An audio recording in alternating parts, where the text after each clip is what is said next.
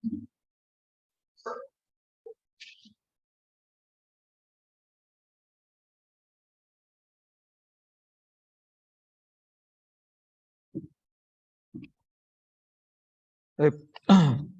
Bismillahirrahmanirrahim. Kemudian silin aja. Cek. Assalamualaikum warahmatullahi wabarakatuh. Waalaikumsalam warahmatullahi wabarakatuh. Alhamdulillahirabbil alamin. Alhamdulillahilladzi an'ama bi ni'matil iman wal islam. Asyhadu an la ilaha illallah wahdahu la syarika lah wa asyhadu anna Muhammadan abduhu wa rasuluh. Allahumma shalli ala Muhammad wa ala ali Muhammad. Alhamdulillah para peserta kelas Sirah Nabawiyah Lampung Sirah Center ya, dirahmati Allah Subhanahu wa taala, baik yang di Zoom maupun yang di lokasi. Alhamdulillah, segala puji bagi Allah Subhanahu wa taala yang telah memberikan banyak curahan nikmat, hidayah serta inayahnya kepada kita semua, yang mana kita masih diberikan kenikmatan yang tiada terhingga, yang sebaik-baik yang memanfaatkan nikmat itu adalah mendekatkan diri kita kepada Allah Subhanahu wa taala. Sebaik-baik cara untuk memaksimalkan dan bersyukur pada Allah Subhanahu wa taala adalah kita semakin hari semakin menambah keilmuan kita, semakin menambah ibadah kita, semakin menambah kapasitas diri kita, khususnya sebagai seorang muslim. Kenapa? Karena banyak yang mengaku muslim, namun sifat, kepribadian, perilaku, bahkan kegiatan sehari-harinya itu jauh dari sosok seorang muslim. Terlebih lagi di masa saat ini yang globalisasi semakin mendominasi hidup kita, sehingga antara seorang muslim dengan yang bukan muslim kadang tidak ada bedanya. Antara seorang yang dia umatnya Rasulullah dengan dia yang belum beriman, belum berislam itu tidak bisa dibedakan. Bahkan orang yang berjenggot pun kadang hanya jenggotnya aja. Bahkan orang yang pakaiannya mungkin terkesan rapi, terkesan islami, namun dari sisi perilaku, sifat dan kelakuan, perilaku dan sekaliannya jauh dari sifat seorang muslim.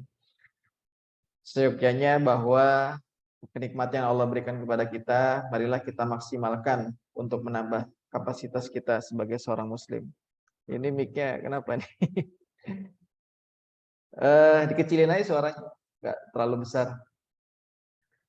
Salawat serta salam tercurahkan kepada Nabi Muhammad SAW, juga kepada para keluarganya, para sahabat-sahabatnya, dan para pengikutnya, yang semoga kita termasuk dari umatnya yang turut dalam rangka mempelajari seluruh ajaran-ajarannya, mendalami dan mengamalkan sunnah-sunnah beliau, dan semoga kita termasuk dari umatnya yang kelak mendapat syafaat di yaumul kiamah nanti.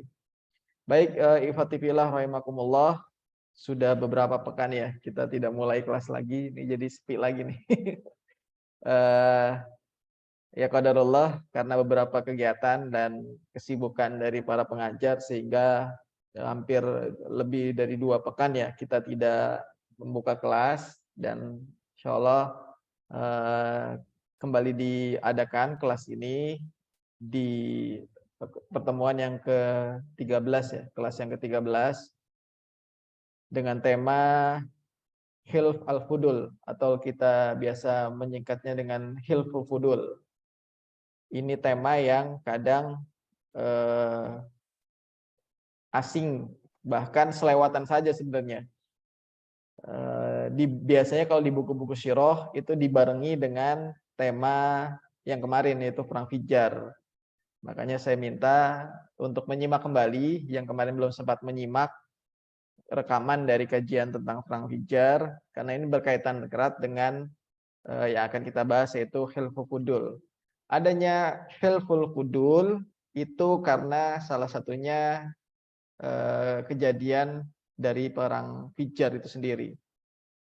Makanya tidak bisa dipisahkan antara Hilful Fudul dengan perang Fijar.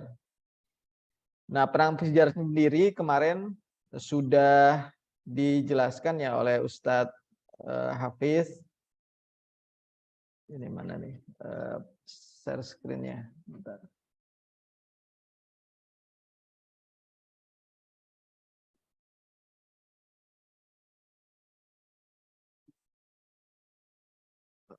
Main sudah dijelaskan oleh Ustadz Hafiz ya tentang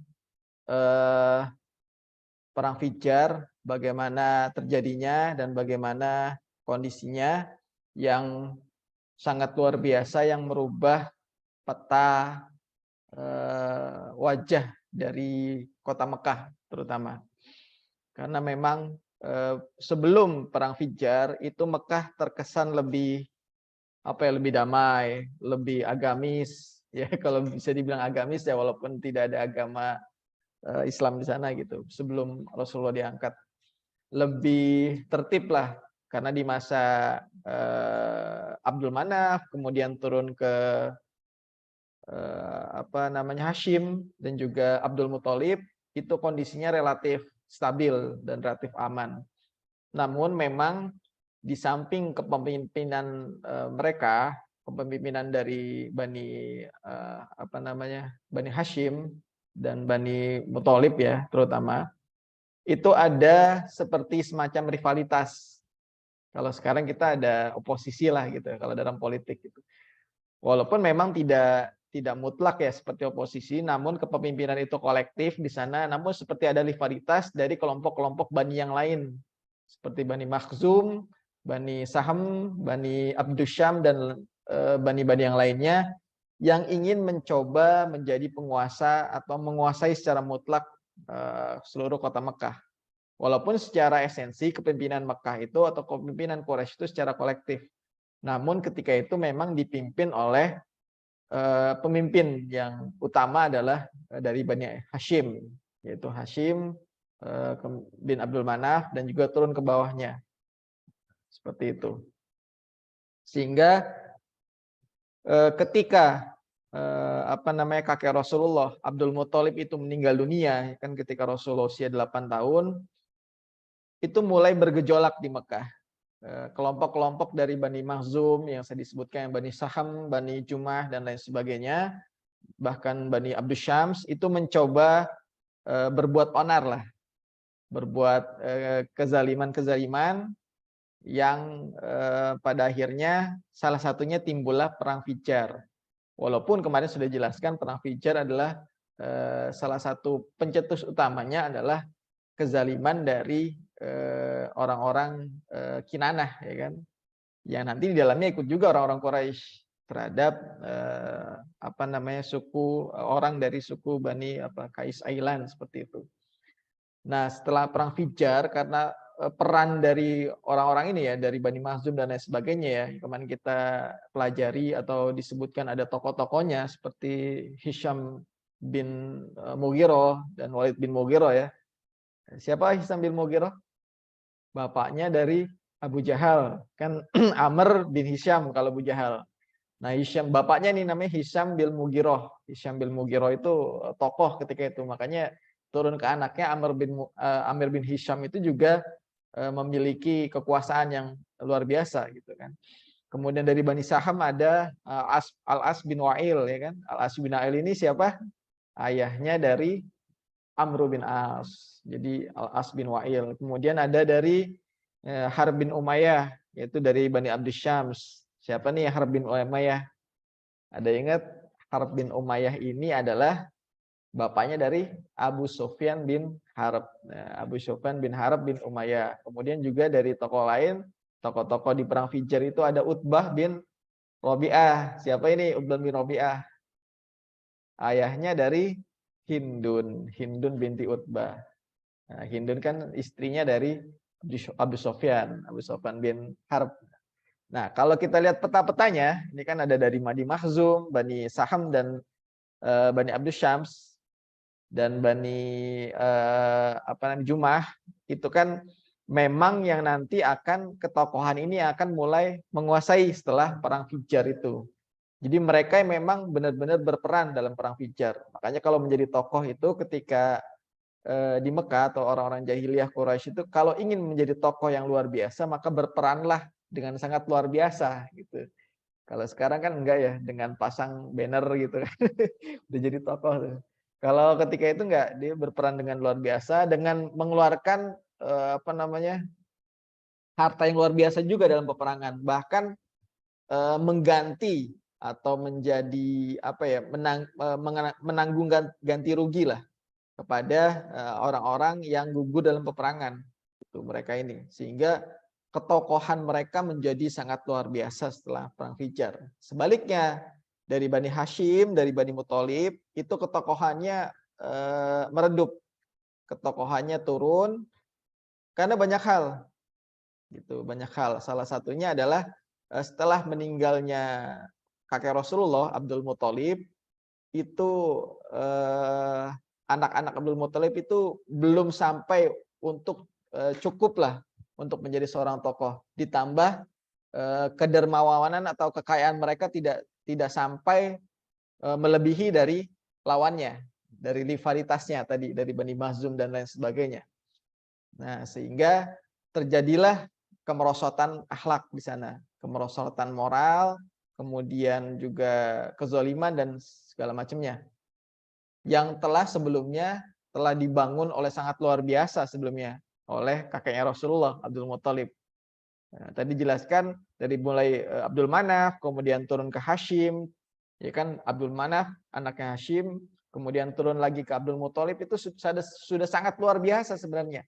Kondisi Mekah itu sangat tertib, aman, damai, kemudian perdagangannya luar biasa, sehingga menghasilkan banyak keuntungan juga dan lain sebagainya. Makanya dulu kita bahas li'illah fi Quraisyin.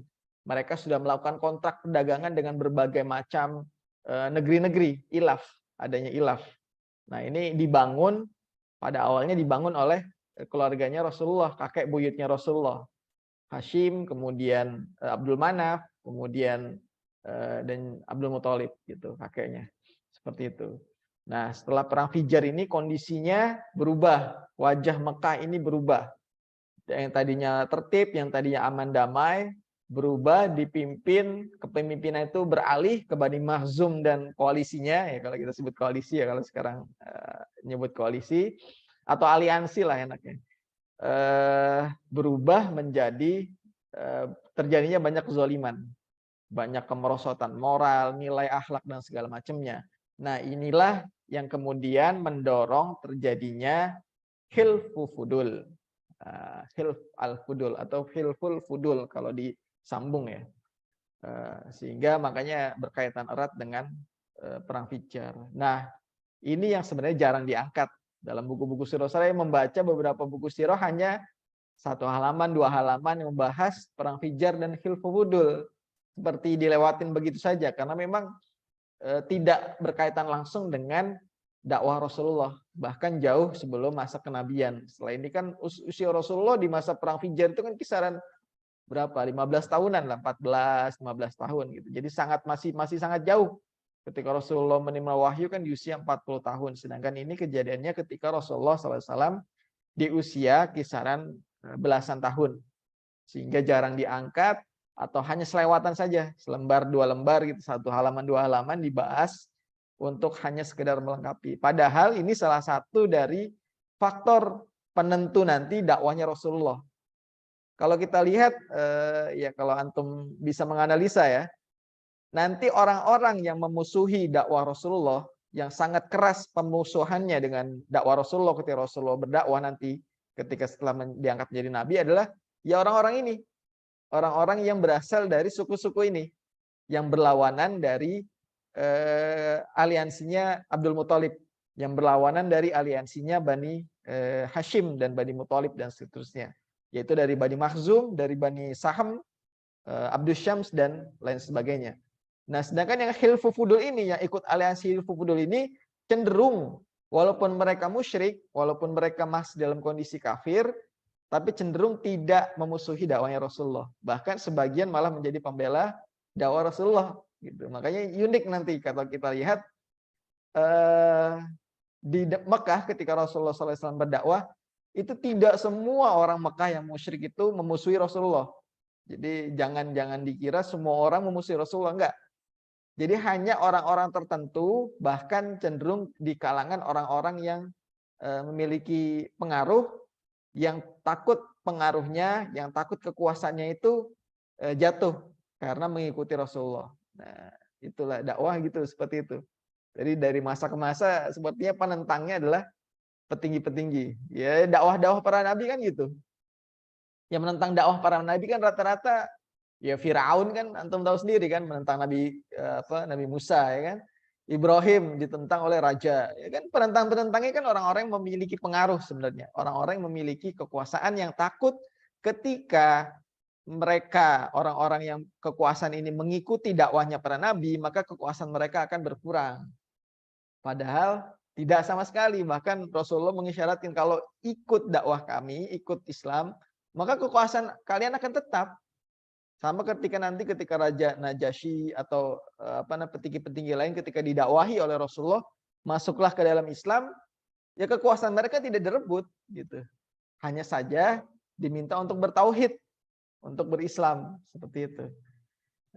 Ya nantilah itu masih panjang ya, kita masih berbicara tentang hilfu fudul. Nah, ini aliansi ini nanti akan menjadi pendukung atau paling tidak menentang atau permusuhannya tidak, walaupun mereka dalam kondisi musyrik yang belum berislam ketika Rasulullah SAW menerima wahyu dan diangkat sebagai seorang rasul dan berdakwah, mereka cenderung tidak menentang.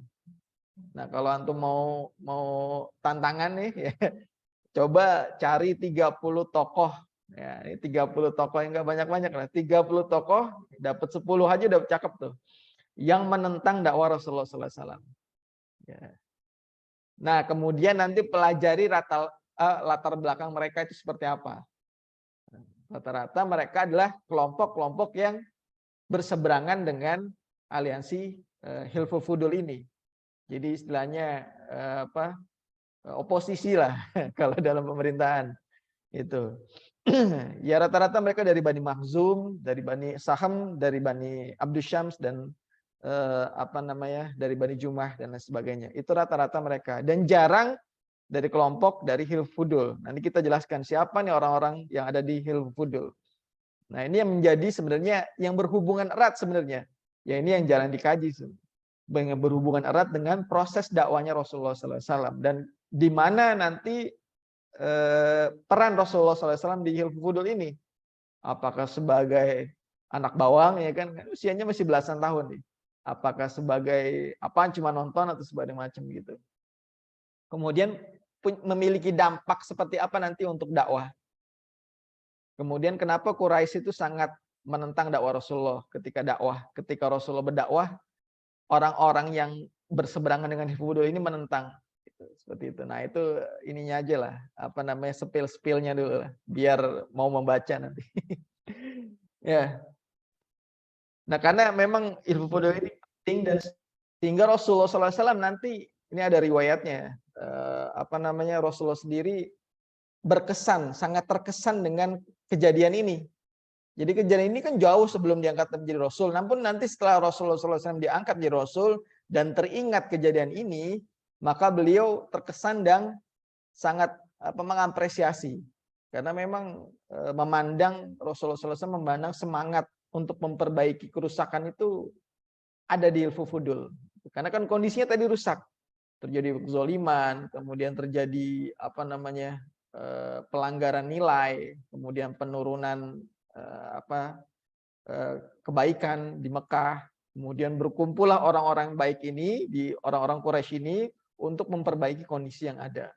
Sehingga Rasulullah SAW sangat terkesan. Meskipun terjadi di masa jahiliyah. Gitu. Namun esensinya sama seperti Islam. Karena kan menentang kezaliman. Kemudian memenuhi hak-hak orang lain. Seperti itu. Nah, apa kata beliau? Nah, di sini ada beberapa riwayat yang bisa dipelajari. Ada 3, menuliskan 3 riwayat tentang peristiwa Hilful Fudul. Ini biar nggak asing ya. Riwayat pertama dari hadis riwayat Ibnu Ishaq, dari kemudian Ahmad, Ibnu Hibban dan Al-Hakim, hadis sahih. Rasulullah SAW bersabda, ini ketika sudah menjadi Islam ya, ketika sudah menjadi Nabi maksudnya. Ketika Rasulullah SAW sudah menjadi Nabi, kemudian mengingat peristiwa ini, kemudian beliau bersabda, aku mengikuti sebuah kesepakatan aliansi, Hilf. Ya, Hilf itu aliansi ya. Atau kalau sekarang lebih enak disebut koalisi lah ya. Cuman kalau koalisi cenderung ke arah politik.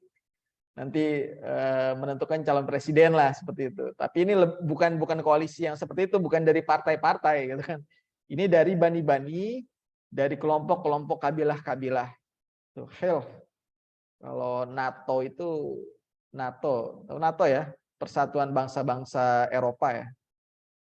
Itu kan kalau bahasa Arabnya Daulul Ahlaf ya, atau perhimpunan bangsa-bangsa, negara-negara yang beraliansi bersekutu di Eropa gitu.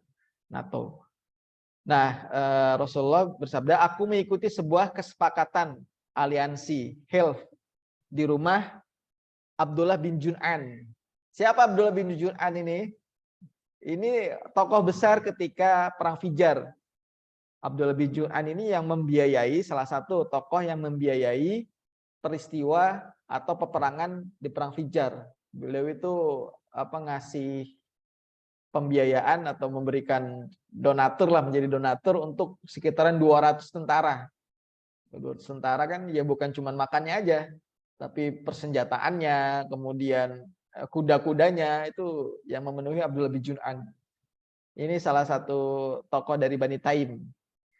Bani Taim itu baninya, kelompoknya siapa? Sahabat Rasulullah, Abu Bakar As-Siddiq. Nah, ini satu keluarga, satu keluarga dengan sahabat Rasulullah Abu Bakar As-Siddiq, kemudian nanti ada Bunda Aisyah kan anaknya Abu Bakar, Asma dan sebagainya. Aku mengikuti sebuah kesepakatan aliansi Hilf di rumah Abdullah bin Jun'an. Ini orang kaya nih, Abdullah bin Jun'an, orang kaya, orang terpandang yang memiliki kekayaan yang sangat luar biasa. Banyak orang kaya di Mekah ketika itu. Nah, salah satunya adalah Abdullah bin Jun'an ini. Ya kalau kaya pasti terpandang dan dermawan. Ya, makanya kalau orang Quraisy atau orang jahiliyah dulu itu menjadi tokoh itu dia harus kaya dan harus dermawan. Nggak bisa cuman kaya aja, bukan menjadi tokoh gitu kan. Tapi dia harus kaya, harus dermawan. Pernah dia traktir sekota Mekah itu ditraktir sama dia. Ya, kalau antum traktir se-RT aja lumayan ya. Se-RW gitu. Nah, ini satu kota Mekah ditraktir, makanannya bukan makanan biasa, bukan nasi kotak, bukan. Itu makanannya dia baru pulang dari Mesir kalau nggak salah, atau dari manalah gitu. Nah, itu dijamu oleh raja di sana. Kemudian Abdullah bin Jun'an ini luar biasa. Dia bukan nanya resep. Jadi ketika makan, wah enak bener nih. Bukan nanya resepnya, tapi kokinya itu dia beli. Kokinya itu dia bawa ke Mekah, dia suruh masak, dia bagi-bagikan makanan itu ke masyarakat Mekah, gitu kan, luar biasa. Nah, Abdullah bin Jun'an ini kayak gini gayanya ya. Jadi makanan raja di mana, di Syam gitu kan. Jadi makanan rakyat biasa di Mekah gitu. Abdullah bin Jun'an gayanya seperti itu. Ya, asik ya kalau ada kita punya ya gitulah gitu kan. Nah, ini Abdullah bin Jun'an. Nah, perabotannya aja, antum tahu perabotannya. Sendoknya itu ya sendok, gelas, apa gitu kan dari emas gitu kan. Jadi kalau antum minum dari perabotannya Abdullah bin Jun'an itu dari emas gitu. Nah, ini Rasulullah berkumpul di rumah Abdullah bin Jun'an, dan aku tidak sudi ditukar dengan unta merah sekalipun. Jadi kalau jika aku diundang lagi untuk mengikutinya di masa Islam, maka aku pasti akan memenuhinya. Ya, Rasulullah SAW menjadi saksi ketika itu, hadir dalam sebuah kesepakatan aliansi. Ini kesepakatan ini bukan bukan kerumunan. Kayak kita ada kecelakaan gitu kan, orang ngumpul gitu kan, ramai ngeliatin, bukan. Tapi ini diundang, Rasulullah SAW diundang untuk menghadiri kesepakatan dan hadir di situ dan sebagai pelaku gitu. Kalau kita kan enggak ya. Kadang kalau ada apa pertandingan bola lah, saya ikut kok nonton gitu kan. Ini penonton jadinya kan, bukan sebagai pemain bola kayak gitu. Nah, Rasulullah ini sebagai pemain lah istilahnya, sebagai pelaku, menjadi saksi. Dan Rasulullah SAW diundang untuk hadir di rumah Abdullah bin Jud'an. Ini Rasulullah ini masih sekitar belasan tahun. Ya kalau sekarang ya kisaran anak SMA lah. Anak SMA sudah hadir di rumah tokoh besar. Luar biasa gitu. Nah, kenapa Rasulullah hadir? Nanti kita bahas. Jadi dan kata Rasulullah, aku tidak sudi ditukar dengan unta merah sekalipun. Kalau misalnya, ini pilih mana nih? Mau datang ke Hilful Fudul atau unta merah? Oh, saya mau ini ya hadir di Hilful Fudul gitu. Dan nggak sudi kalau ditukar unta merah untuk membatalkan atau tidak mengikuti apa namanya aliansi ini, kesepakatan ini. Unta merah tahu ya, unta merah. Ya, unta merah. Jadi kinayah lah kalau bahasa Arabnya. Ya, memang ada unta merah itu ada. Tapi jarang. Dan itu menjadi apa ya? Menjadi simbol kekuasaan, menjadi simbol kekayaan. Jadi kalau orang kaya di Mekah, kalau dia punya banyak unta, namun belum punya unta merah, maka belum disebut kaya. Nah. Nah, kalau sekarang ya kayak apa ya? Ferrari ya gitu ya. Yang merah-merah ya. Merah-merah Lamborghini ya kan. Merah-merah ya. Ya bukan masalah harganya yang mahal, bukan, itu beda lagi. Nah, ini unta ini langka, jarang ditemukan. Nah, kalau ada orang yang punya unta merah, ya udah pasti dia kaya lah gitu. Ya, lumayan kalau di depan garasi kita ini ada 5 Ferrari gitu ya. Ya luar biasa lah gitu kan. Nah, itu baru disebut kaya. Jadi kalau ada orang kaya atau ngaku-ngaku kaya belum punya Ferrari, yang belum kaya itu. Ya kayak Raffi Ahmad kan baru itu udah kaya gitu kan. Udah punya Ferrari, udah mobilnya, garasinya aja udah berapa gitu kan. Ya minta satu aja gitu kan. Ya mobil itu kan lumayan ya. Pajaknya aja bisa beli berapa motor gitu kan.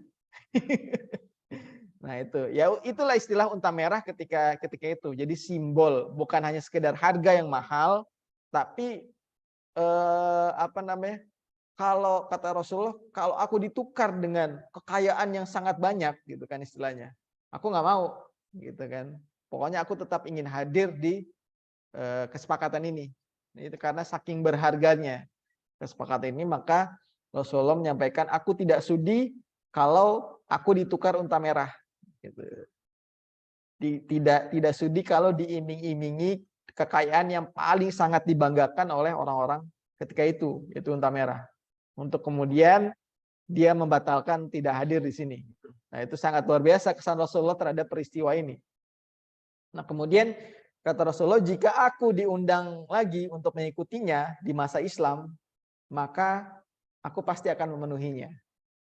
Ya, artinya secara apa ya, secara ruh, secara nafas, secara semangat, ini senafas dengan ajaran Islam. Ini kan Rasulullah bilang ketika sudah berdakwah, ketika sudah diangkat menjadi nabi kan. Hadis ini muncul ketika sudah Rasulullah sudah diangkat menjadi nabi, kemudian mengingat kejadian itu, maka jika aku diundang lagi nih, kalau nanti ada kayak gini lagi, maka aku akan ikut. Di masa Islam ini pasti aku akan ikut.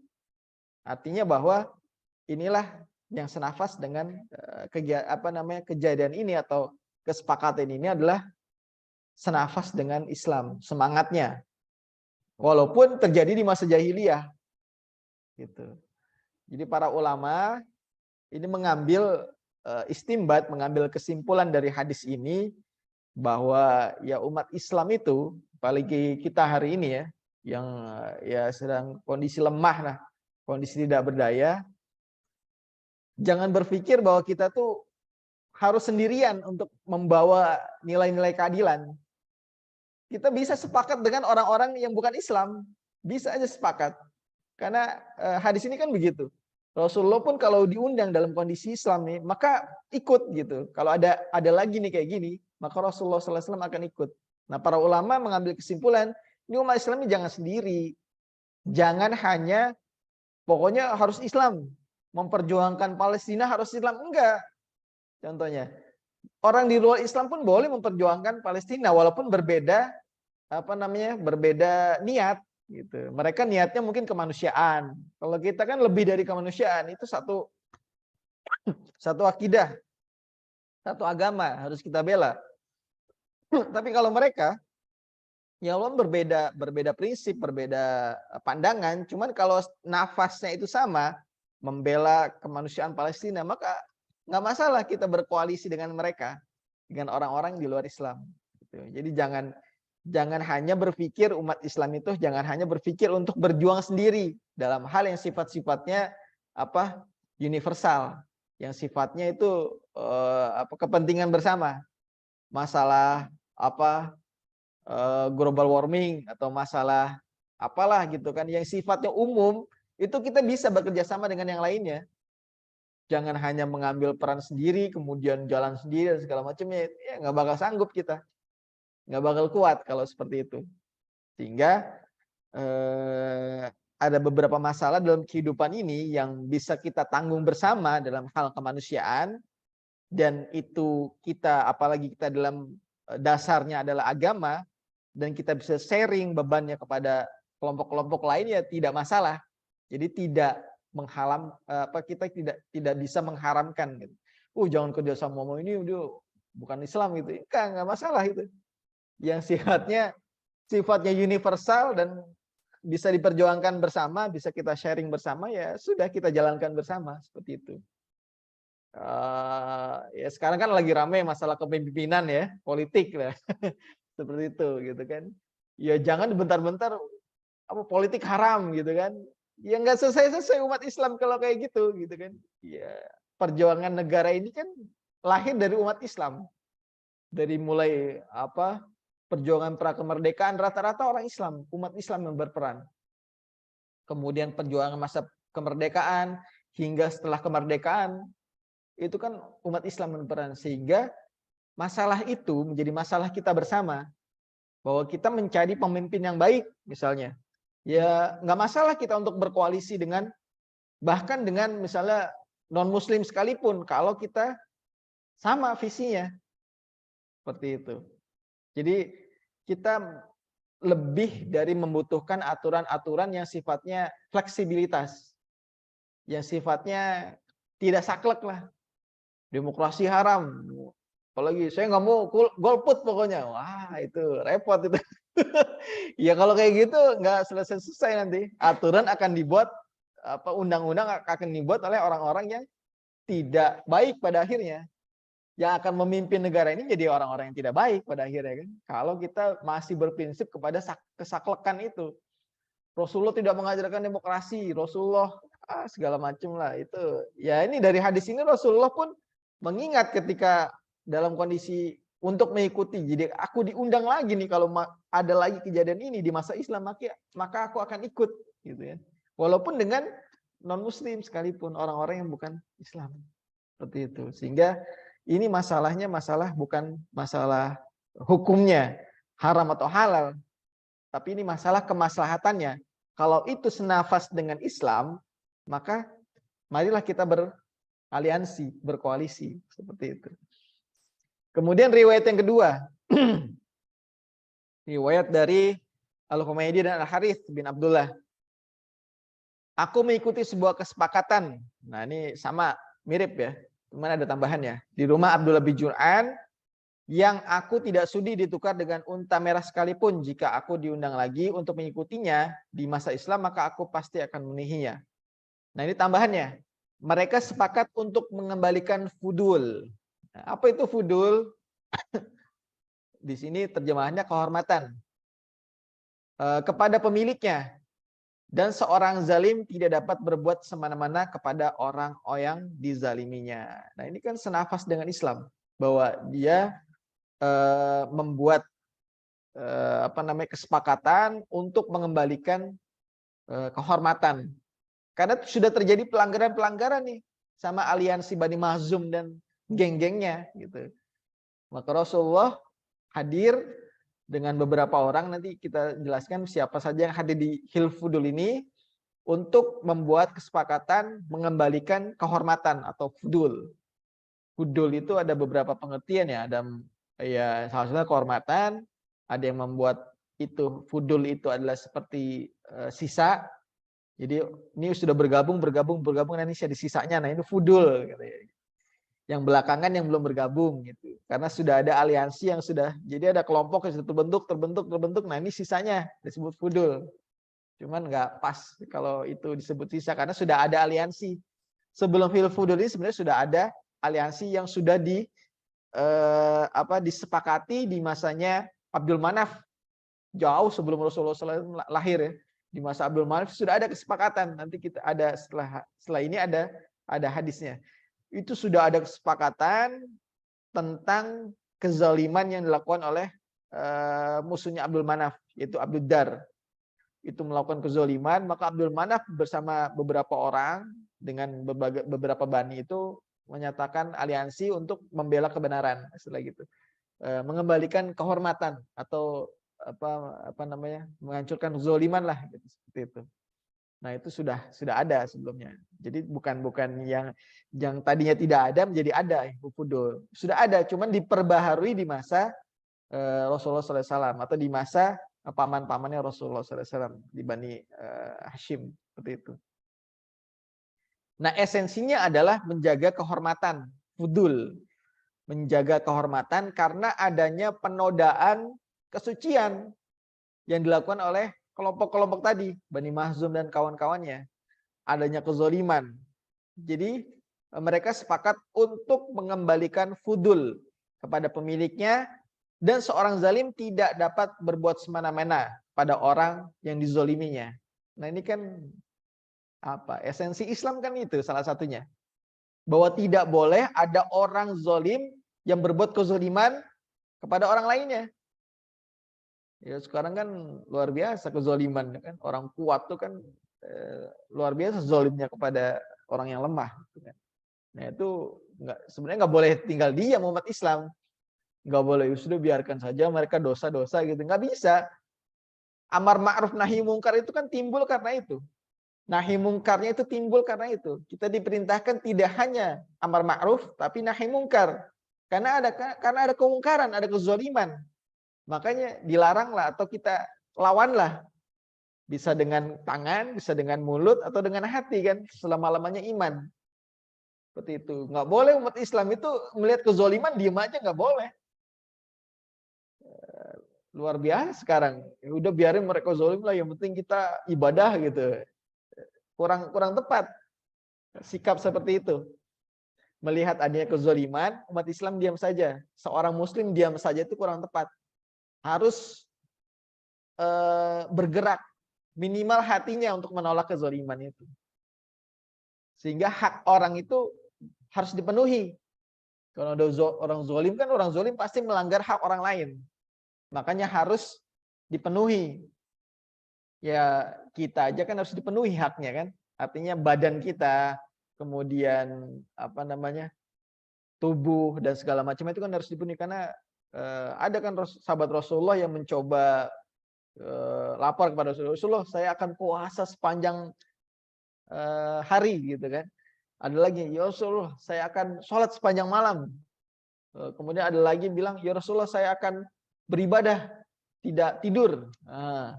Tapi kata Rasulullah nggak boleh seperti itu. Ini dalam masalah ibadah aja nggak boleh zalim, gitu, nggak boleh berlebihan, tanda kutip ya, berlebihan dalam hal ibadah. Hak tubuh itu harus dipenuhi. Badan kita punya hak, perut kita punya hak, gitu kan. Yang lainnya juga punya hak. Itu esensi Islam, memenuhi hak orang lain. Ya, kalau antum sudah menikah, penuhi hak istri. Istri juga paham hak-haknya seperti apa. Antum juga paham sebagai suami haknya seperti apa. Jangan sampai istri nggak tahu haknya apa tuh. Suami nggak tahu haknya apa, kewajibannya apa terhadap istri. Karena kalau menikah kemudian nggak tahu hak, nggak tahu kewajiban, wah itu rusak itu nanti, nggak selesai itu. Nggak bisa berjalan sampai panjang karena masing-masing pihak tidak memenuhi hak orang lainnya, tidak memenuhi hak pihak yang lainnya. Istri punya hak, badan kita punya hak, tubuh kita, mata kita punya hak untuk tidur dan segala macamnya. Jadi hak itu harus diberikan. Makanya ibadah saja tidak boleh terus-menerus, harus memenuhi hak orang lain. Nah, yang repot kalau ada orang-orang yang nggak tahu haknya, rakyat nggak tahu haknya apa. Nah, itu repot tuh. Hak rakyat apa kepada yang harus diminta kepada pemimpin? Ya, yang penting saya nerima lah, aman aja, hidup tentram, aman, damai, gitu kan. Wah, itu udah salah itu. Nggak tahu haknya sebagai seorang rakyat itu repot itu. Apalagi pemimpinnya nggak bener gitu kan, menzolimi. Kayak Firaun kan gitu. Rakyatnya kan nerima, bahkan mendukung, gitu kan. Kenapa Firaun itu zolim? Karena bukan hanya sebatas Firaun yang memiliki power kekuasaan dengan kezolimannya, namun rakyatnya sendiri itu nggak tahu haknya apa, sehingga Firaun berlaku sewenang-wenang. Kalau rakyat tak paham Firaun itu zolim, maka dia akan menuntut haknya. Saya butuh sekolah gratis misalnya kan. Saya butuh apa? Itu haknya hak rakyat. Rukyat itu kan yang dipelihara. Kan ada tuh daurah riayah ya. Ya, kalau di apa namanya di kampus tuh di LDK ada daurah riayah atau ya itu dipelihara. Rakyat itu kan yang dipelihara. Ini namanya peliharaan, itu kan dikasih makan, dimandiin, ya istilahnya begitulah kalau antum punya peliharaan kan, disayang dan segala macamnya. Oleh siapa? Oleh yang menguasainya. Ya rakyat kan dikuasai oleh pemimpin. Oleh pemimpinnya itu harus memberi makan, mengurusi kesejahteraan rakyatnya dan segala macamnya. Nah, itu hak. Gitu. Ya repot itu kalau rakyat nggak tahu haknya apa, pemimpin juga nggak ngajarin haknya rakyat itu apa. Nah, itu repot. Jadi jangan disembunyikan, hak orang lain itu jangan disembunyikan. Nah, inilah apa namanya esensi dari hilful fudul, yaitu memenuhi hak orang lain. Jangan sampai ada orang yang berbuat zolim dan berbuat semena-mena kepada orang yang dizoliminya.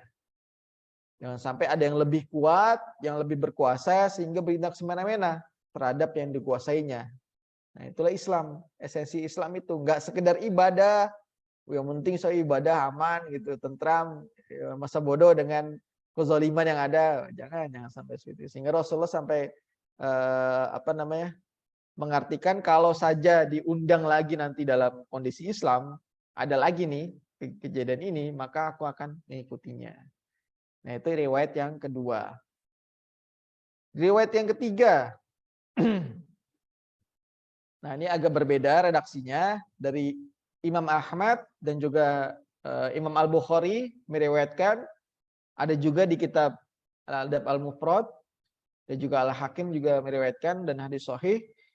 Aku mengikuti kesepakatan hilf aliansi Al-Mutayyibin. Nah, ini berbeda. Tadi Fudul, sekarang Mutayyibin. Aku mengikuti kesepakatan aliansi Al-Mutayyibin bersama paman-pamanku saat aku masih remaja. Redaksinya gulam. Gulam itu berbeda sama syabab. Kalau syabab itu sudah menjadi pemuda, kalau gulam ini masih menginjak dari anak-anak ke dewasa. Itu gulam nama istilahnya. Ada istilah gulam, ada istilah syabab, gitu kan. Aku tidak sudi menerima unta merah sekalipun untuk membatalkannya. Nah, ini Rasulullah SAW bilang, aku mengikuti kesepakatan aliansi Hilf Al-Mutayyibin. Apa Al-Mutayyibin? Nanti kita bahas. Bersama paman-paman. Artinya Rasulullah ini diajak sama paman-pamannya untuk hadir, untuk ikut aliansi ini. Jadi Rasulullah SAW bagian dari pelaku atau saksi dalam apa namanya kesepakatan ini. Nah, apakah cuman anak bawang gitu kan? Ayo ikut yuk, ikut ke sini ya kan gitu. Kadang gitu juga kan. Ya no, orang tua kan kadang suka ngajak-ngajak anaknya gitu kan kemana gitu kan. Atau diajak atau bagaimana nih Rasulullah kondisinya. Nah, nanti kita bahas. Nah, gulam di sini adalah Rasulullah SAW sudah remaja.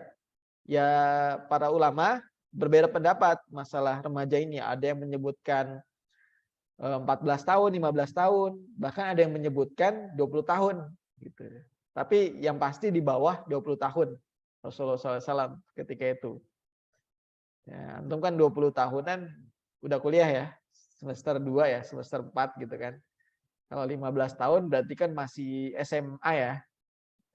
SMP lah, lulus SMP nih, 15 tahun kan. Ya, Rasulullah sudah berperan nih, udah ikut gitu kan dalam aliansi yang luar biasa ini. Nah, aku tidak sudi menerima unta merah sekalipun untuk membatalkannya. Artinya apa? Rasulullah SAW di situ riwayat hadisnya kalau ditukar unta merah nggak sudi untuk sekedar membatalkan. Artinya kalau membatalkan berarti kan Rasulullah SAW punya tanggung jawab, punya peran di situ, punya kekuasaan. Artinya ikut ya istilahnya menandatangani ya walaupun bukan dalam hal secara letterlek gitu menandatangani. Tapi Rasulullah hadir dan ikut kesepakatan itu. Jadi ketika itu Rasulullah SAW sudah menjadi seorang tokoh karena ikut gitu, hadir. Yes, kita ikut hadir di konferensi meja bundar gitu kan. Pasti kan nggak orang sembarangan tuh, bukan orang sembarangan yang hadir di situ kan. Pasti tokoh-tokoh. Konferensi pokoknya yang sifatnya nasional gitu kan hadir di situ. Tadi saya katakan kalau sekedar hadir nonton gitu kan. Saya hadir nih di Liga Champions gitu. Inter Milan lawan City kemarin gitu kan. Ya cuma hadir doang tapi nggak main gitu kan. Nah, ini Rasulullah sebagai pemain di sini. Hadir dan ikut bertanggung jawab terhadap kesepakatan ini. Karena redaksinya, aku tidak sudi menerima unta merah sekalipun untuk membatalkannya. Artinya kan Rasulullah punya peluang untuk membatalkannya kalau ditukar dengan unta merah. Nah, sehingga Rasulullah itu sebagai tokoh di situ walaupun baru sebatas tokoh muda. Jadi ya paman-pamannya kan lebih senior gitu kan, paman-pamannya lebih tua dan lebih berperan gitu kan, menentukan isi dari perjanjian ini. Sehingga Rasulullah yang saya katakan sebelumnya ya dulu ya, bahwa Rasulullah ketika masih sangat belia, beliau sudah punya peran sosial. Jadi bukan anak rumahan gitu kan, yang nggak boleh keluar gitu kan. Bukan. Rasulullah bahkan di usia 14-15 tahun sudah punya peran sosial. Sudah punya rasa tanggung jawab terhadap permasalahan sosial masyarakat. Ya kalau kita anak SMP sekarang ya paling masih mainan HP gitu kan. Anak SMA juga seperti itu gitu kan. Bahkan antum kan ya walau alam nih mudah-mudahan enggak ya.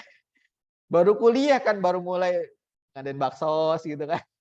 Ya, ya baru mulai memikirkan masalah masyarakat apa nih masalahnya ya mungkin baru-baru masa-masa kuliah. Dulu SMP SMA nggak terpikir tuh masalah masyarakat apa gitu kan, masalah sosial masyarakat apa belum terpikir. Nah, inilah yang kadang cenderung pendidikan kita ini lambat gitu. Kurang cepat dalam mendewasakan seseorang. Anak usia 17 tahun yang sudah balik ya sebenarnya itu masih sekolah dan masih masih pusing ngurusin dirinya sendiri, bahkan memenuhi kebutuhan dirinya sendiri aja belum sanggup gitu kan. Masih nyari anduk aja masih bingung gitu kan. Rasulullah usia 14 tahun 15 tahun sudah berperan gitu. Jadi jauh kedewasaan kita ini terlambat ya banyak faktor gitu kan. Rasulullah SAW cepat. Jadi usia-usia belasan tahun sudah diajak untuk tahu bagaimana kondisi sosial masyarakat. Ini Rasulullah diajak ya, artinya paman-pamannya, kemudian tokoh-tokoh utama ketika itu tahu bahwa Rasulullah SAW ini punya potensi untuk berperan lebih nanti di masa mendatang. Makanya diajak. Sehingga mereka yakin bahwa Rasulullah SAW bisa memainkan peran tersebut. Bisa di masa mendatang bisa bermanfaat nih dengan kehadiran Rasulullah SAW. Jadi mereka sudah membaca potensi yang ada pada diri Rasulullah SAW di usia yang masih belia, masih muda. Gitu. Untuk level seberat ini, ya lawannya nanti kan lawannya itu Bani Makhzum, luar biasa Bani Makhzum. Nah, kita bahas Al-Mutayyibin. Kenapa Al-Mutayyibin berbeda bukan fudul. Nah, tadi saya katakan ada aliansi sebelum ini, jauh sebelum Rasulullah SAW lahir, di masa Abdul Manaf, itu sudah terbentuk aliansi ini. Disebut aliansi Al-Mutayyibin, yaitu satu aliansi. Jadi Al-Mutayyibin ini terjadi di masa Abdul Manaf ketika berhadapan-hadapan dengan Abdud Dar. Ini Abdul Manaf dengan Abdud Dar ini adik kakak sebenarnya. Anaknya Kusoi. Kusoi kan ada beberapa anak ya. Abdul Manaf, Abdud Dar, kemudian Abdul Kusoi, lagi Abdul Syams kalau nggak salah. Ini satu keluarga semua. Cuman karena ada kezoliman di kelompok Abdul Dar, maka Abdul Manaf ini membuat aliansi untuk menjaga kestabilan Mekah ketika itu. Maka disebutlah aliansi Al-Mutayyibin. Al-Mutayyibin ini parfum ya. Parfum. Kenapa? Karena aliansi ini unik. Jadi orang-orang yang ikut aliansi ini menyepakatinya dengan cara mencelupkan tangan mereka ke dalam parfum. Jadi aliansi parfum namanya. Al-Mutayyibin itu parfum. Atau membasuhkan parfum ke badan-badan mereka. Parfum yang sama gitu. Dibaluri, dibasuh ke pakaian mereka. Disebut Al-Mutayyibin. Nah, kemudian aliansi ini kuat di masa Hashim, kemudian di masa Abdul Muthalib, kakek Rasulullah SAW. Nah, di masa Hashim dan Abdul Muthalib selalu ada oposisi yang tadi saya katakan dari kelompok Abdud Dar. Ada Bani Makhzum, Bani Saham. Ya, Bani Makhzum itu grupnya bapaknya Abu Jahal tuh, Hisham bin Mughirah, Walid bin Mughirah. Siapa Walid bin Mughirah? Ayahnya Khalid bin Walid. Ini harus tahu nih. Ya. Karena nama-nama ini nanti akan muncul terus sampai Rasulullah SAW berdakwah. Jadi jangan salah, kenapa banyak penentang Rasulullah. Nah, ini sejarahnya salah satunya ini. Makanya kalau kita baca sejarah ini serunut.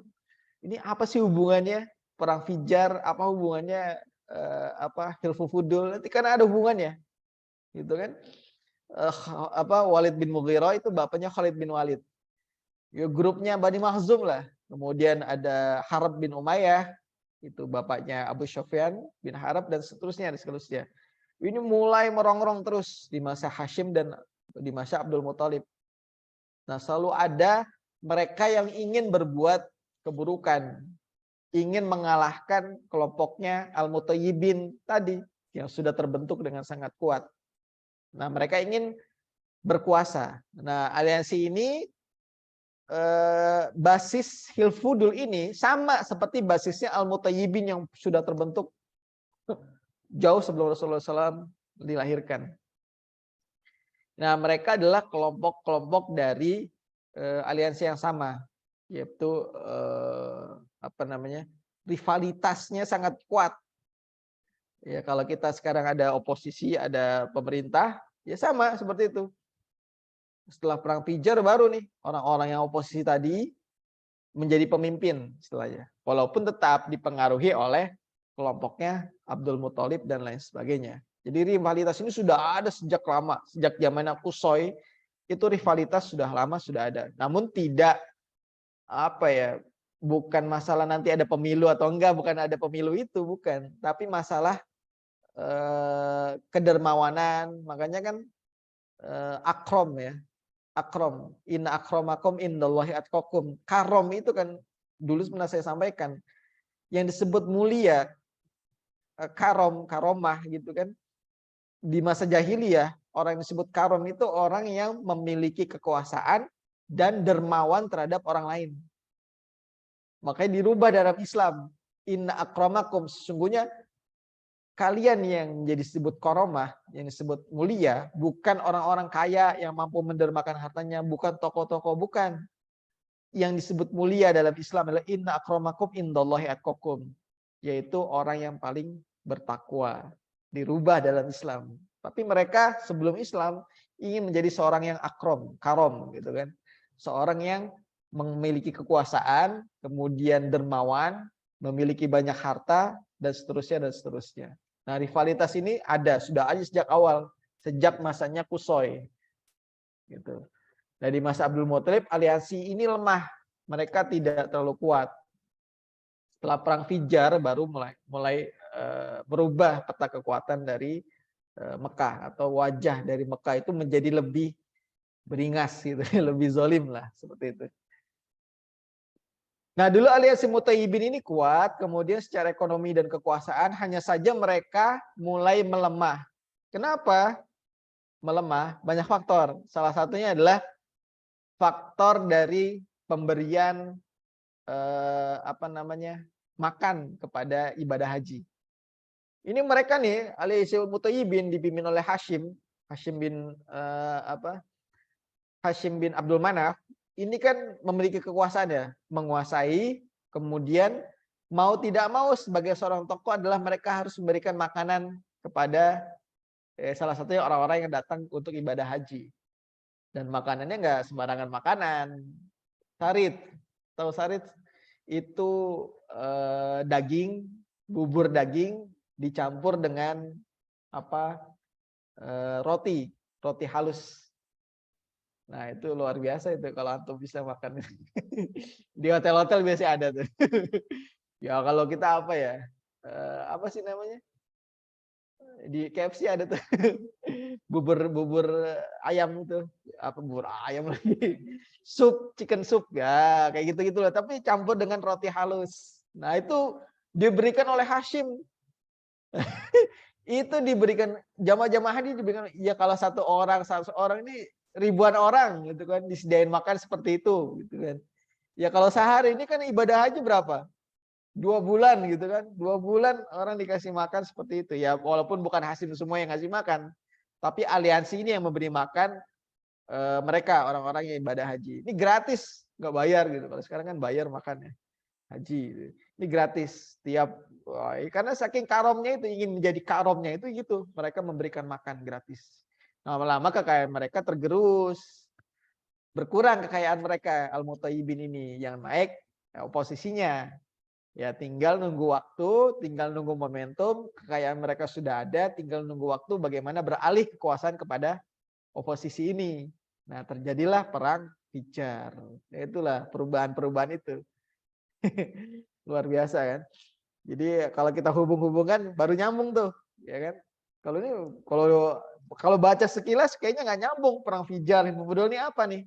Tapi kalau kita hubung-hubungkan, insya Allah akan menyambung nanti sampai masa dakwanya Rasulullah SAW. Nah, sehingga kekayaan mereka berkurang dan tinggal nunggu momentum perang Fijar sudah selesai. Beralih kekuasaan kepada grupnya Bani Mahzum dan geng-gengnya. Seperti itu. Nah, Rasulullah SAW sudah membaca kondisi ini. Bahwa ini nggak baik nih, nggak benar nih. Mereka yang berkuasa, kaya raya, berkuasa, zolim. Wah, sudah satu paket tuh. Mau jadi apa negara kalau kayak gitu kan? Ya nggak jauh beda lah sama negara Konoha gitu. Ya begitu kan. Ya kan artinya begitu. Artinya kekuasaan sudah ada, kemudian kekayaan sudah melimpah, ditambah kezoliman, sudah lengkap sudah itu. Kacau balau lah. Rasulullah membaca ini. Rasulullah melihat kondisi ini di masa beliau masih muda belia. Betapa rusaknya kondisi ini, makanya Rasulullah SAW ikut hadir dalam kesepakatan yang nggak mau Rasulullah SAW ditukar dengan unta merah.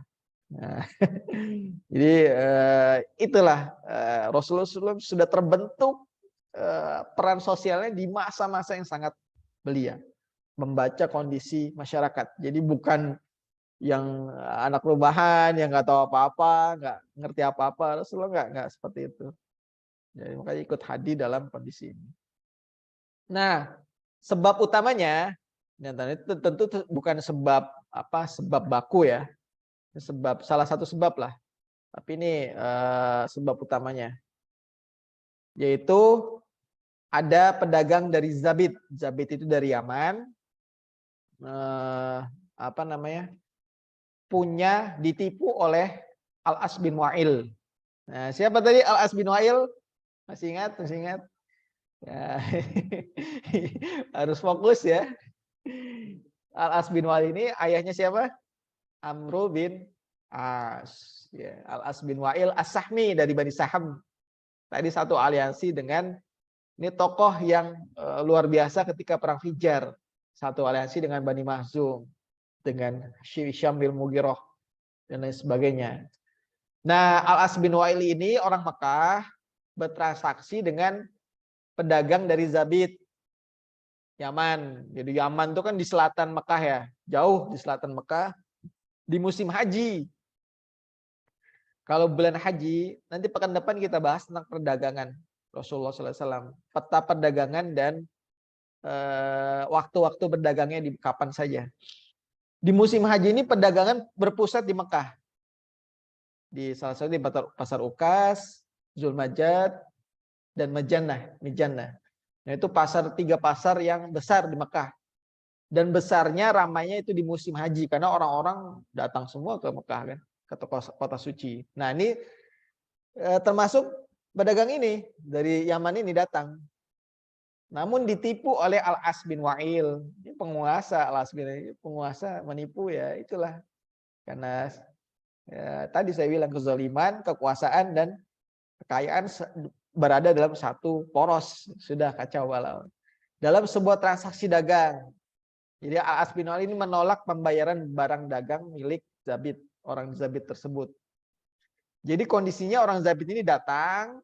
Nah, kata Al-As bin Al-As ini nggak bilang kamu nggak boleh masuk pasar ini. Kamu boleh menitipkan barang dagangan kamu kepada saya, orang lokal. Ya, istilahnya monopoli pasar lah.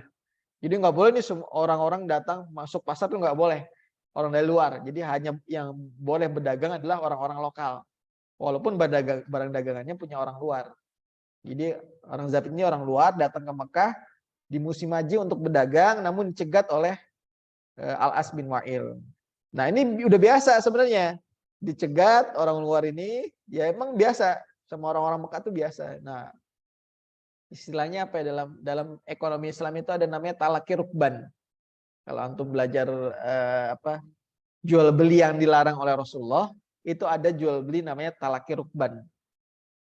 Yaitu jual beli yang mencegat penduduk barang dagangan dari desa, dari jauh sana dicegat, dia nggak tahu harganya berapa, dicegat, dibeli ataupun dibawa dulu, nanti dijual di pasar di kota.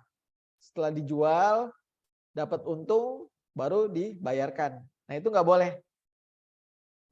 Karena tidak ada informasi atau asimetris informasi.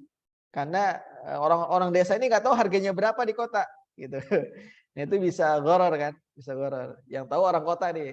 Tapi kalau cuma nitip ya nggak masalah kalau dia tahu harganya. Bukan talai rukban. Talai rukban ini seperti itu. Jadi orang desa yang datang ke kota, dicegat di pinggir kota, kemudian orang kotanya akan menjual barangnya ke pusat kota di pasar gitu.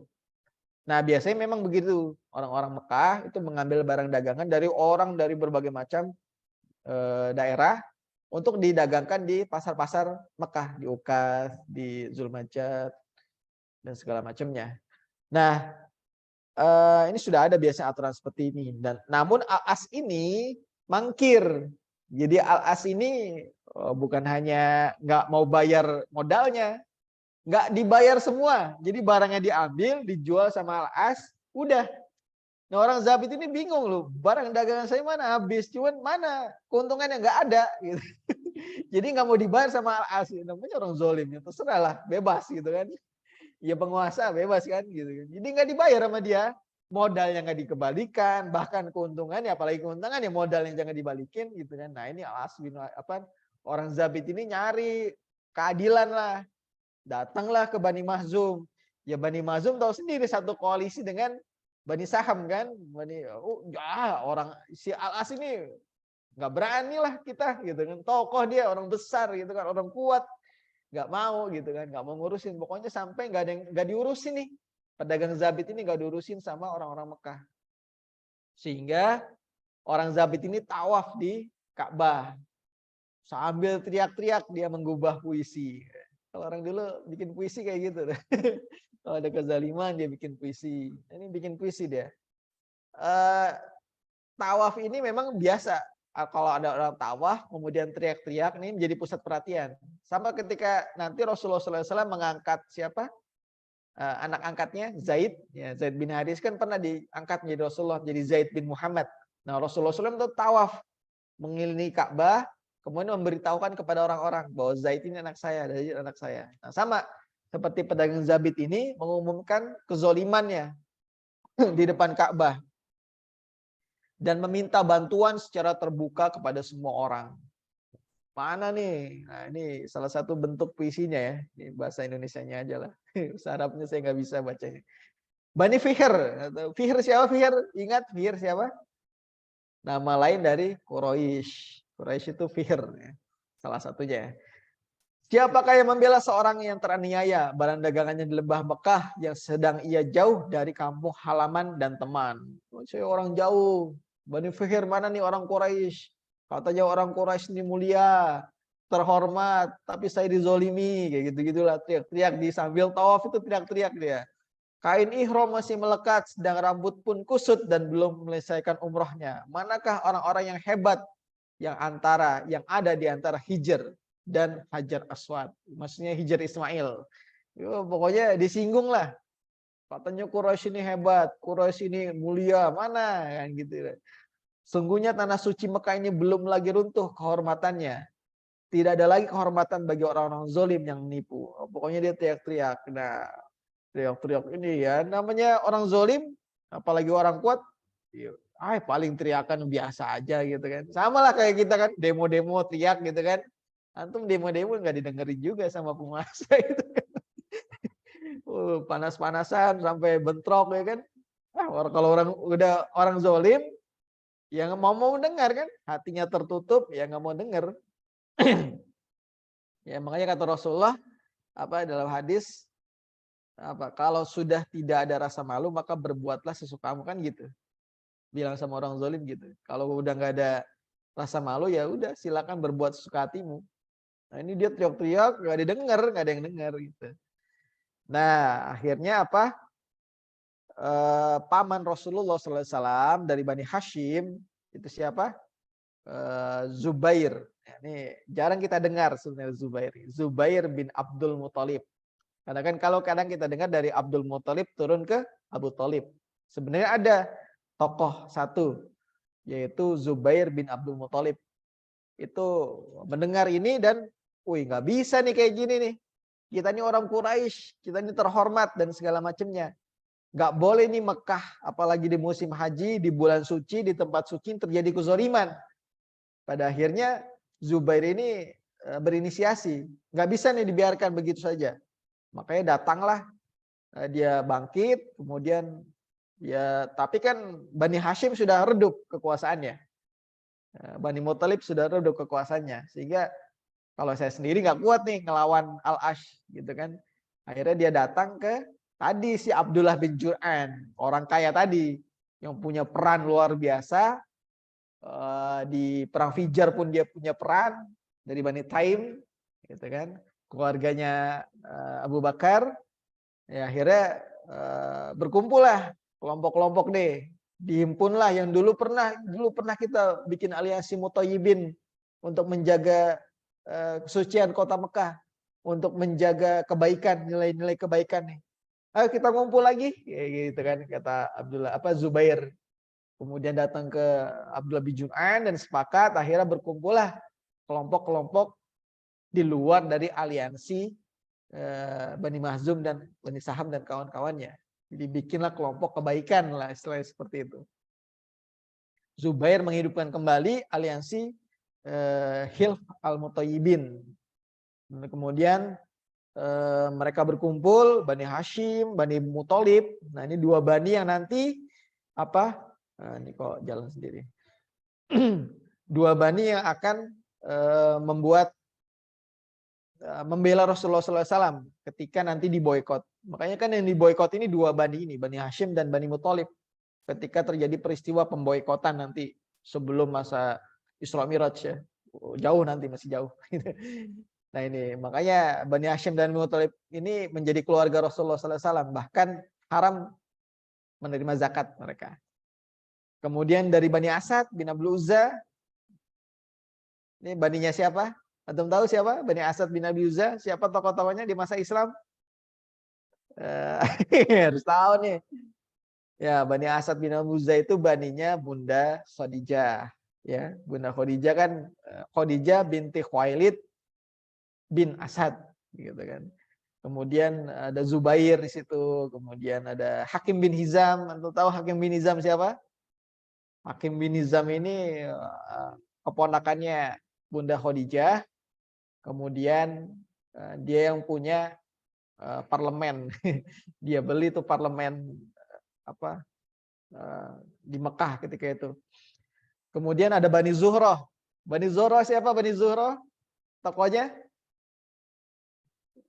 Ini keluarganya Ibunda Rasulullah. Ibunda Aminah itu dari Bani Zuhroh. Yang terkenal sahabat Rasulullah dari Bani Zuhroh siapa? Abdurrahman bin Auf, itu Bani Zuhroh. Kemudian Sa'ad bin Abi Waqqas. Abdurrahman bin Auf ini kekayaannya sangat luar biasa. Sehingga pernah suatu kali dia bilang, siapa Bani Zuhroh yang punya hutang, maka saya akan bayarkan. Asik ya. Nah ini Abdurrahman bin Auf ini gayanya seperti itu. Jadi bukan cuma keluarga dia, bukan keluarga inti dong, tapi Bani Zuhroh yang punya hutang gitu kan. Satu RW punya hutang. Ini sini datang ke saya bayarin, saya lunasin. Ini keren ya Bani Abdurrahman. Kemudian dari Bani Taim, tadi Abdullah bin Jur'an, kemudian nanti melahirkan Abu Bakar, melahirkan Bunda Aisyah, Asma, dan lain sebagainya. Nah ini kelompok-kelompok ini yang nanti kemudian menjadi pendukung dakwahnya Rasulullah. Pengaruhnya sangat kuat sampai di masa Islam. Jadi yang nggak bisa diputus begitu saja. Nggak bisa diputus begitu saja ketika masa Islam. Karena sudah ada aliansi sebelumnya, makanya nggak bisa diputus ininya, apa namanya, pembelajaran ininya ya, apa sirahnya ya. Ini kok jalan-jalan terus nih.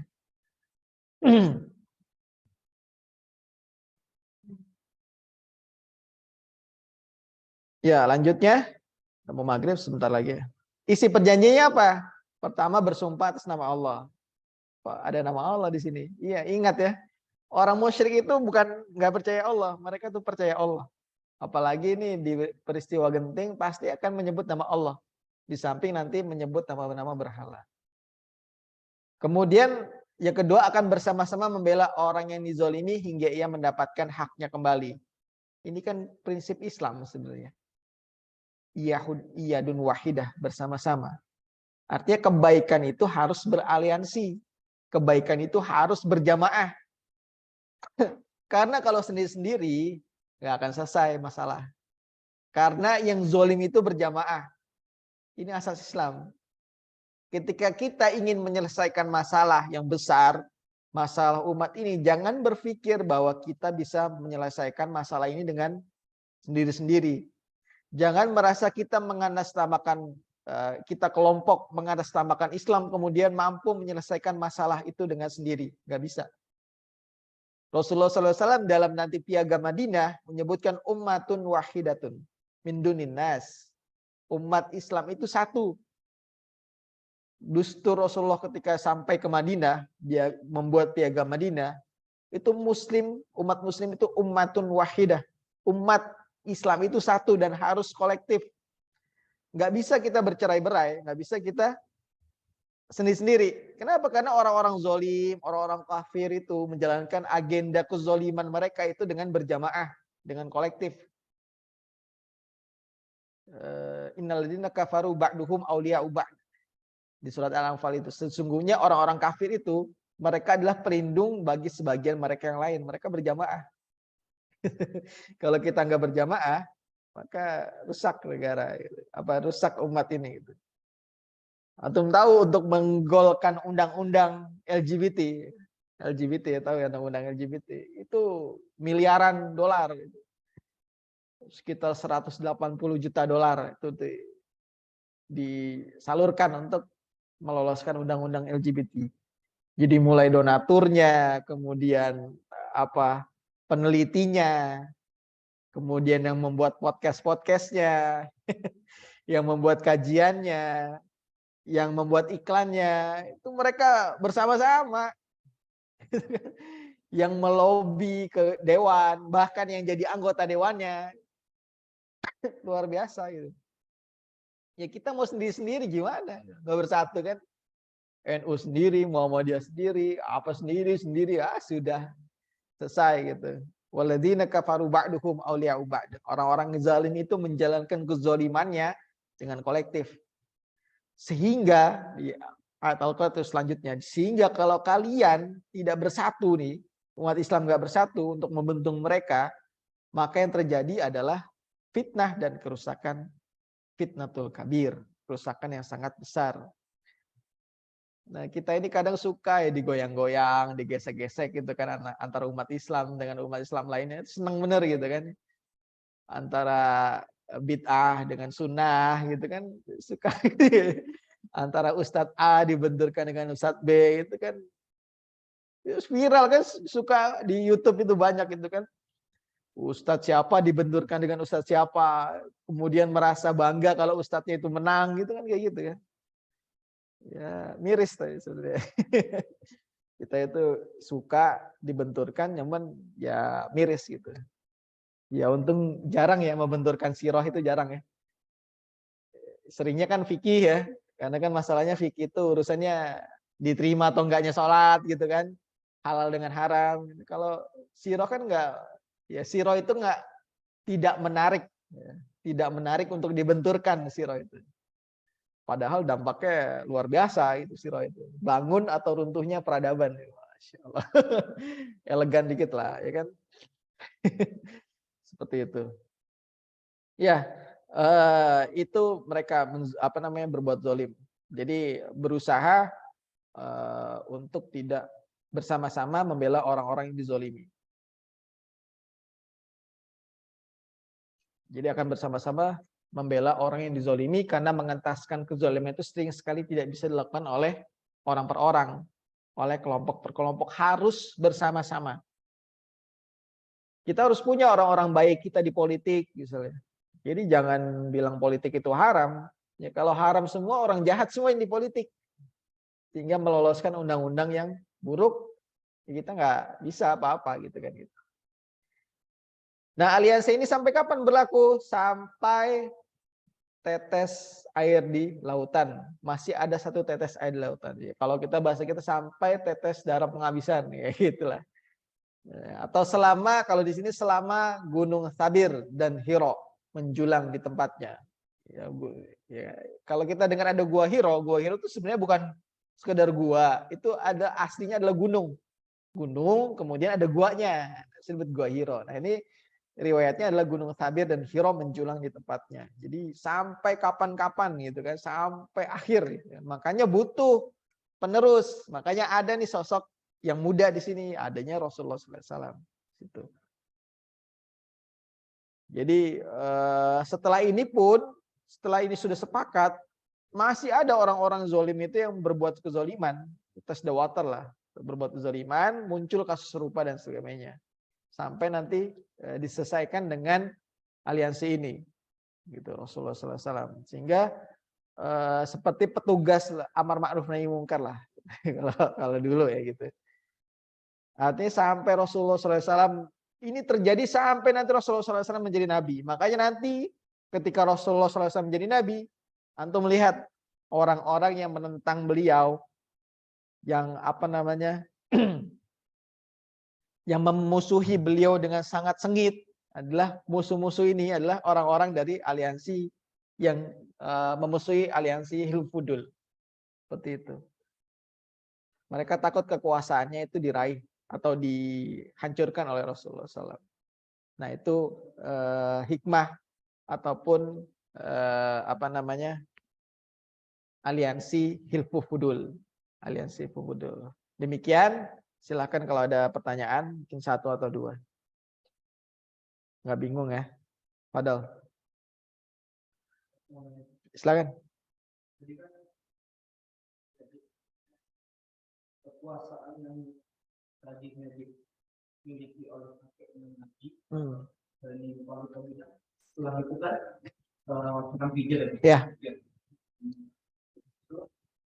Nah, anak-anak dan anak-anak pakai Abu Bakar kan salah satu penyebabnya diambil kekuasaan dengan Bani Mahzum. Mahzum tadi kan kekayaan kan itu, Ya. kekayaan.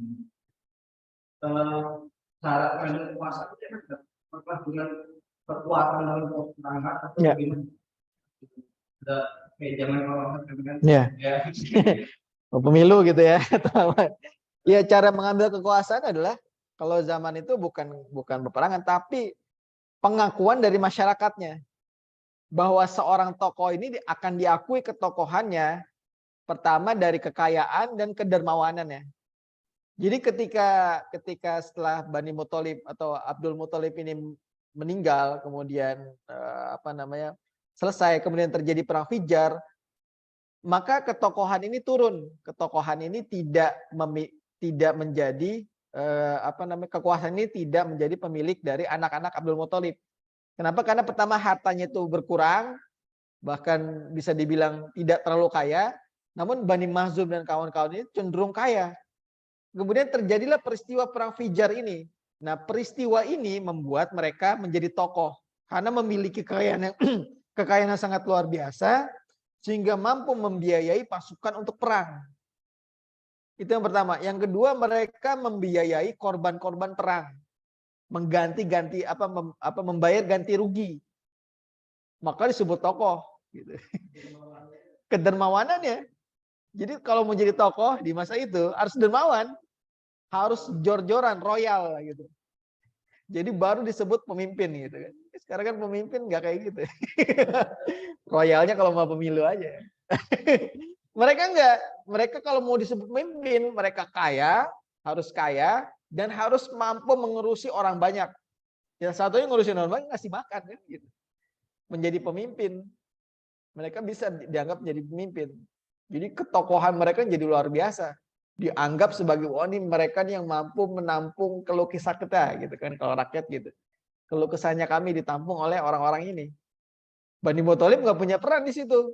Bani Abdul Muthalib, Bani Hashim, karena kekayaan mereka menipis karena dulunya jor-joran untuk ibadah haji, kemudian cenderung malah tidak terlalu kaya. Makanya nanti di masa Rasulullah SAW ketika Rasulullah menikah kan, maharnya saja